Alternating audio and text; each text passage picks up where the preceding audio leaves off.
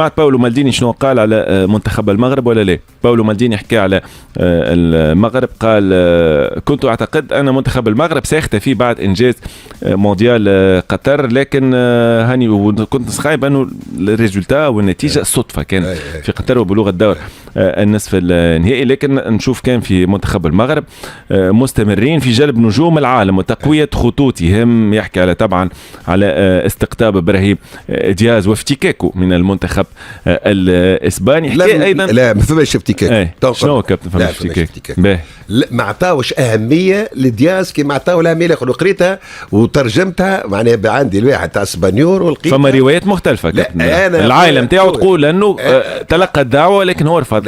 لا مستحيل، لم يتلقى اي دعوه. فما زوز روايات ميكال واحد نعرفش قداش صار اهمال. وريال مدريد كابتن كيفاش عاتب الاتحاد الاسباني؟ هذيك مش يشعب عاتب الاتحاد الاسباني، قالوا انتم ريال مدريد ما عندوش ملف. شو علاش معناها مش كوب دافريكا مش تولي في الوقت تي ما تعرفش عليك، ما تنجم ترجع ريال مدريد لانه سيمثل مشكل ممكن رحيل ابراهيم دياز في وسط العالم. هو ريال مدريد في عود يعاتب نفسه اللي تو يلعبوه دياز، وهذا أنشيلوتي قال سامحني يا دياز راني كنت غلط فيك.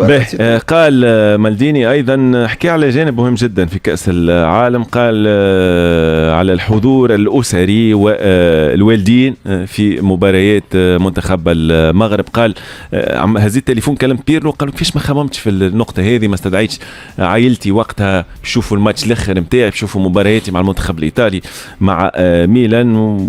طبعا ثمن دور الأسرة في حياة لاعب كرة قدم. هذا شنو قال باولو مالديني.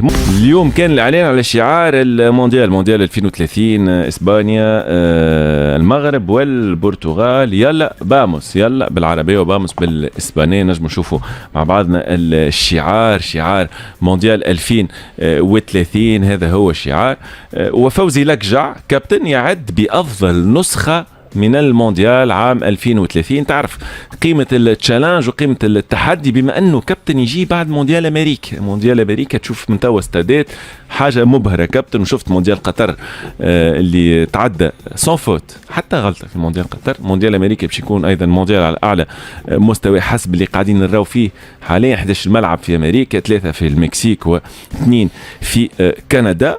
بعده يجي مونديال المغرب، إسبانيا والبرتغال. وفوزي لكجع يعد بأفضل نسخة مونديالية. على أي أساس؟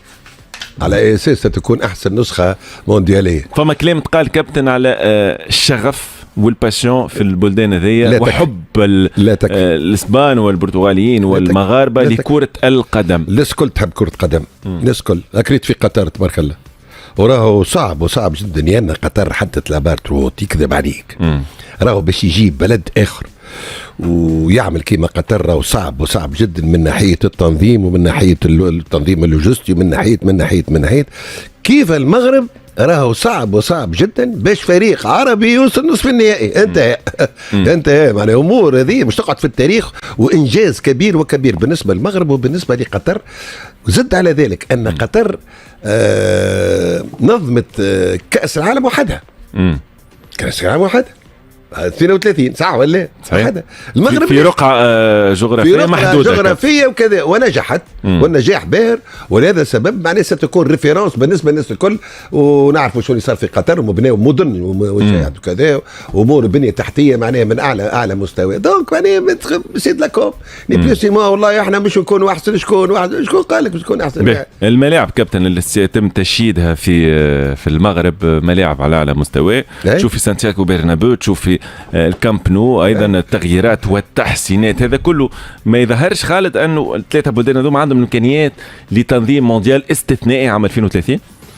والله انا بالنسبه لي انا راهو المغرب تنجم تنجح كاس العالم معناتها على خاطر عندها اللي تيران، عندها لي مويان، عندهم الفلوس، البنيه التحتيه السياحيه ايضا الحقيقه معناتها بتصير كاس العالم. انا بالنسبه لي انا معناتها ابار قطر اللي كانت ناجحه 100% بالنسبه لي انا، اما حاجه في الكوب دي موند 2030 انك معناتها كما تفرج نجم تمشي 3 بلدان هكا ولا قراب لبعضهم تنجم معناتها في شهر دور 3 بلدان هكا كتونسي تبدا عندك فيزا شنغن فوالا خاطر المغرب احنا بلاش فيزا. شوف ما التنظيم اللي صار عملته المغرب كسوا في كاس العالم للانديه في كل شيء معناتها نجحت فيه في الامن، نجحت فيه في الامان.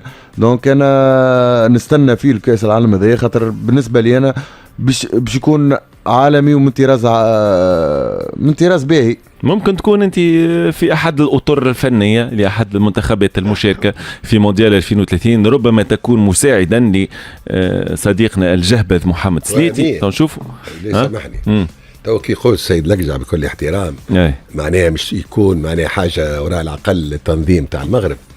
ايش هو على اي اساس يستابوي سور كوا؟ هو وعد كابتن، وعد عليه انا كابتن اللي باش تعمل وعد، ولكن مش باش معناها شعبويه كابتن معناها تقصد ياسر شعبويه.